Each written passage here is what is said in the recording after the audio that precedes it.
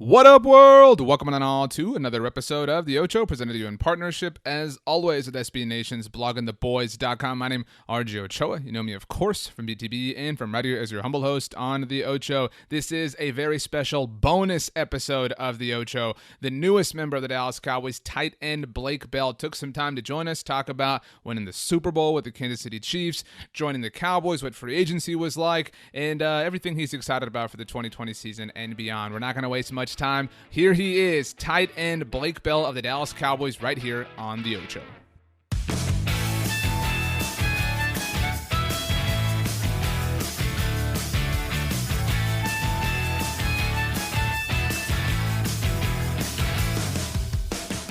Pleased to be joined now by a very special friend of ours and likely your best friend, the one and only Super Bowl champion, the newest member of the Dallas Cowboys, and he who holds perhaps the greatest nickname in all of college football history, Blake Bell. Blake, how you doing today?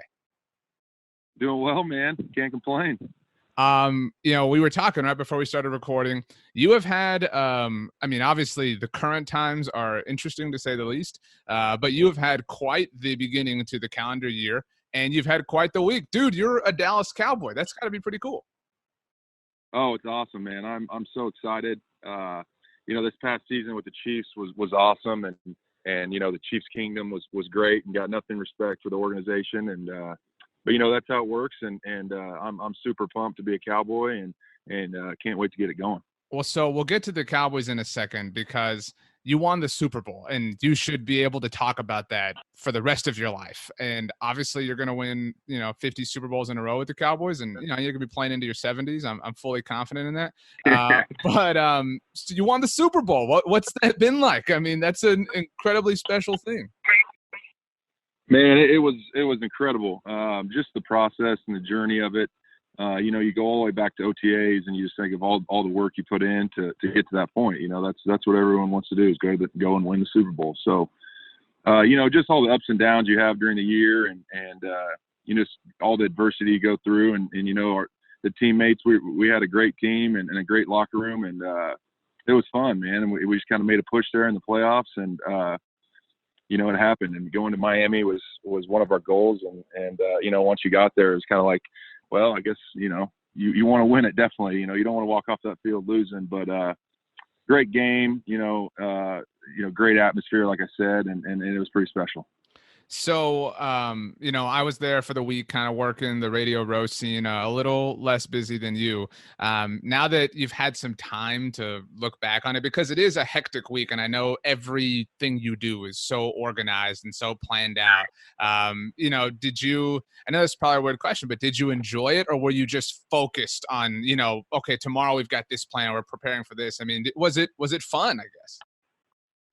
Yeah, no, it definitely was. It was, it's one of those things where a lot of guys were, you're going here, you're going there. And I think coach basically told us, just soak it all in. And it kind of made sense because like you said, it's so hectic and you're going everywhere. You're doing these meetings, like you said, video row and all that stuff. But you just got to kind of sit back and enjoy it and, kind of realize, hey, we are at the Super Bowl and you'll never know if you'll be back or whatever. But, you got to enjoy it. And just like I said, soak it all up.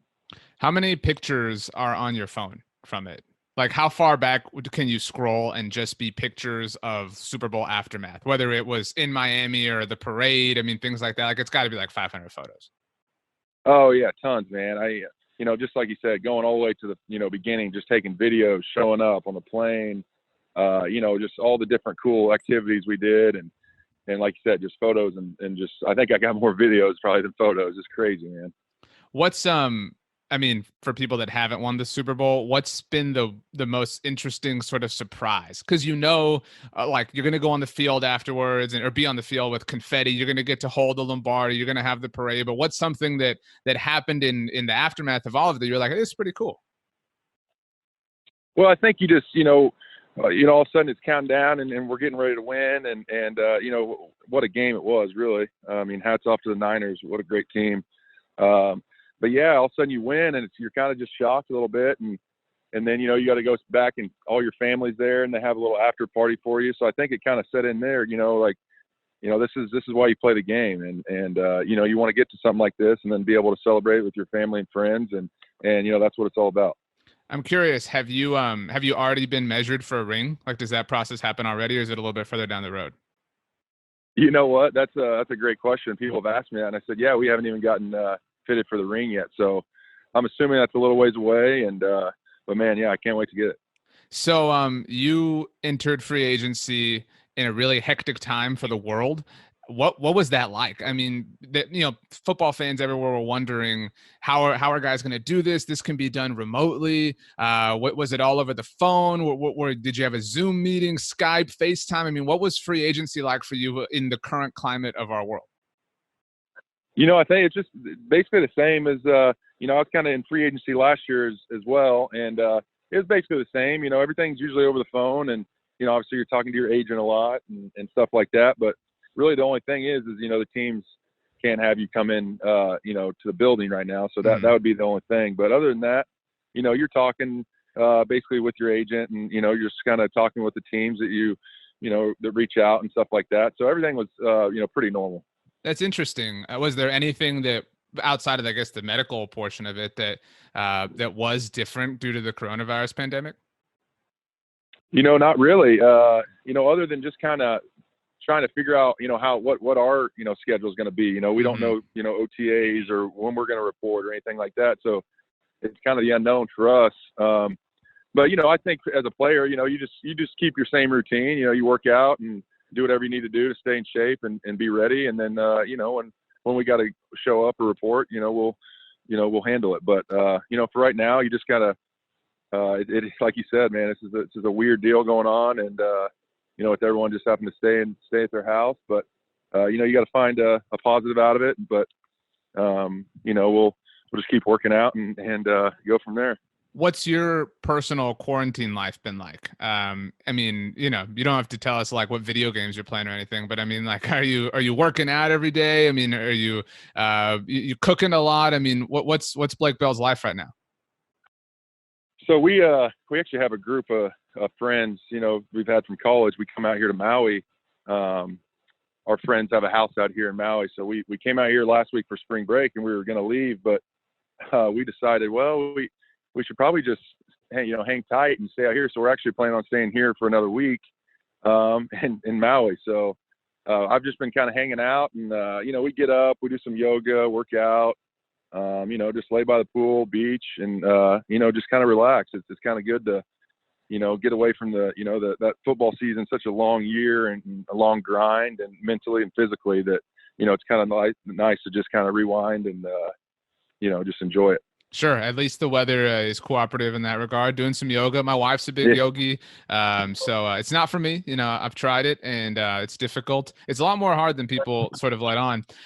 So I think the $1 million question that every Cowboys fan wants to know is, why the Cowboys? Why did Blake Bell ultimately want to play for America's team?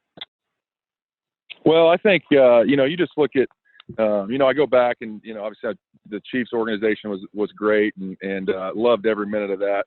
But then I was looking, and Dallas got an offer from them, and my fiance's from Dallas. She's from Southlake there, and so a lot of family there, and my family's in Wichita, which that's not that far of a drive either for them. And it's just a great organization. I can't wait to get involved with them, and they're great people, great coaching staff. I can't wait. It's going to be fun. Have you had any contact with any of your new teammates, whether it's, Blake Jarwin? I don't know if you're a Pardon My Take listener, but they have the whole Blake of the Year thing. And so now you guys are like duking it out amongst yourselves. But have you talked to any current Cowboys? I have not. Well, the one guy I have, Cole Hicatini, I played with him in San Francisco. He was there with me. So that's one of my buddies. So I kind of talked to him a little bit. But as of now, I really haven't. I'm excited to meet all the guys, and especially the tight ends in the room. And man, I'm pumped and ready to go. So when you are an NFL free agent and you're evaluating your potential team, in this case, you're a tight end and you're looking at the Cowboys, do you look at, they've got Dak Prescott, they've got Zeke Elliott, they've got Amari Cooper. Like I'd like to play for that offense. Is that part of your decision making? Oh, absolutely. You definitely look at stuff like that, and you respect all the talent around the league that you see. And, the Cowboys have have a lot of talent, and that's appealing, like you said. So, you know, I've always been a team guy, so I'm really pumped to get in there and really help and do whatever I can do to help the Cowboys win. I think a big connection that a lot of people made when this news first sort of started floating around was when you were drafted. You were drafted by the San Francisco 49ers, a team you just beat in the Super Bowl, no big deal. And you were drafted by Jim Tomsula's 49ers, who's now the defensive line coach for the Cowboys. Was that at all part of your decision making, or just kind of, oh, that's cool that it ultimately worked out that way? You know, I think it is pretty cool. I kind of started looking at the coaching staff, and when I was making the decision, and I saw Coach Tomsula was the D-line coach there, and yeah, it made me smile for sure. I love that guy. Obviously, he drafted me in San Francisco, and man, he was such a positive guy, and I got to know him really well. So I'm really excited to be back with him, and I can't wait. You know, you're not too active on Instagram. Maybe you're more of a lurker. You know, you're not a big poster. You know, if you want to up the game, Blake, you know, certainly encourage you to. But you did have a post almost 2 years ago now, after the late great Coach Sparano passed away. He's got a heavy tie to the Cowboys. Just curious for your thoughts on him. I know you worked with him in San Francisco as well. Yeah, he was one of my favorites.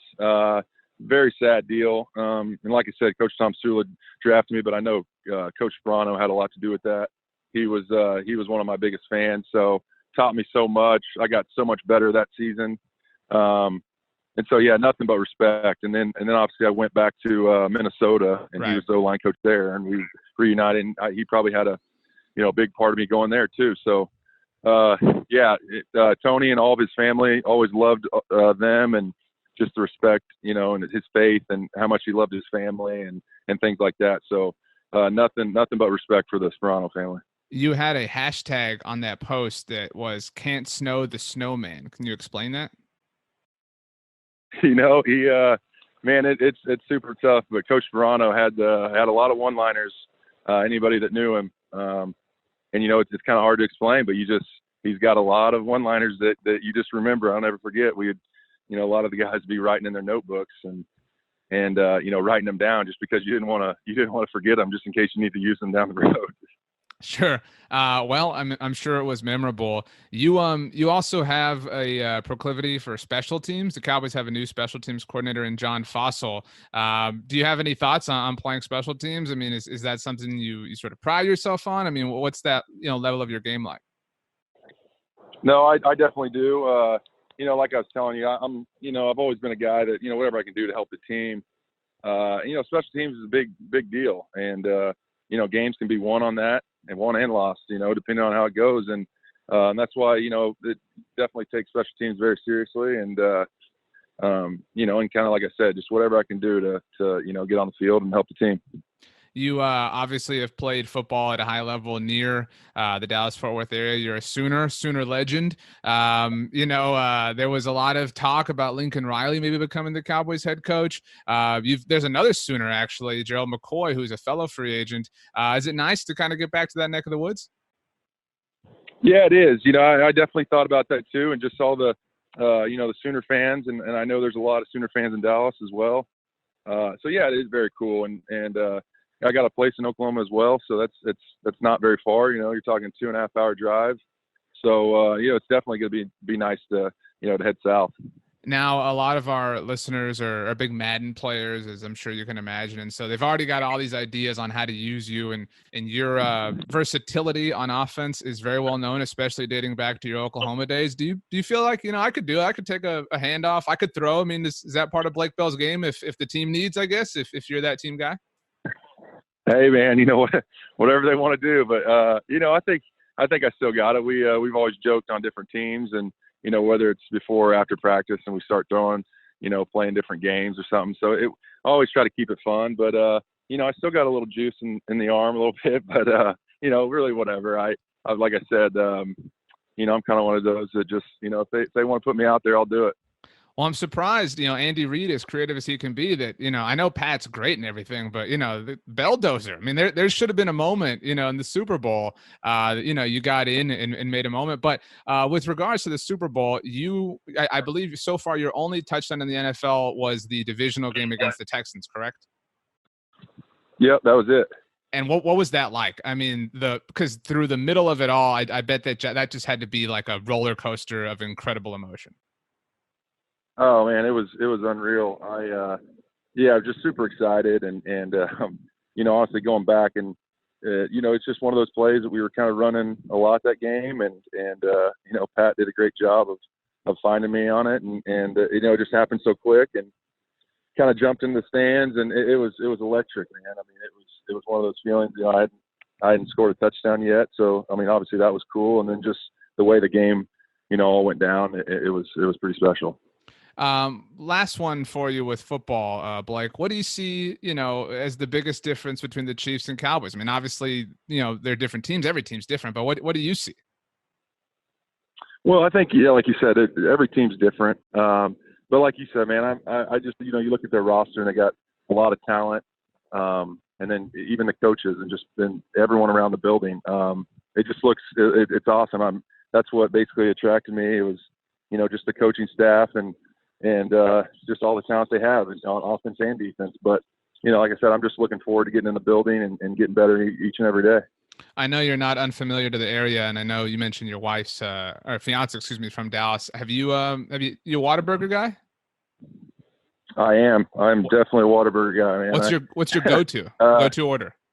Man, it's hard not to go to the honey butter chicken biscuits, huh? I mean, well, yeah, but that's a specialty thing. Like that's like a 2 a.m. I've been hanging out with my bros in Maui, doing some yoga. Need a specific fix. You know what I mean? Yeah. So that, but then I mean, I'm a patty melt guy, man. That's what I'm going with at Whataburger. For sure. I can respect that. Well, we hope you and your family and your friends and everybody are safe through these troubling times. We're very excited for you. Do you have any Netflix or Amazon Prime or Hulu recommendations for anybody to watch while we're all, practicing social distancing? Well, just for being from Oklahoma, this whole Tiger King deal. I don't know if you've seen that, but it's pretty wild, man. We all of us out here, we just started it a couple of nights ago, and it's like, whoa. pretty entertaining. Well, Tiger King is definitely sort of the show of the week, really of kind of the month, and this particular season. That's we'll all look back on this and remember the Tiger King really at the end of it. Blake, congratulations on winning the Super Bowl. Congratulations on joining the Cowboys. Very excited to watch you. Thank you for taking the time to join us. Stay safe, and we'll talk to you soon enough, my friend. Hey, appreciate it, man. Thanks for having me on.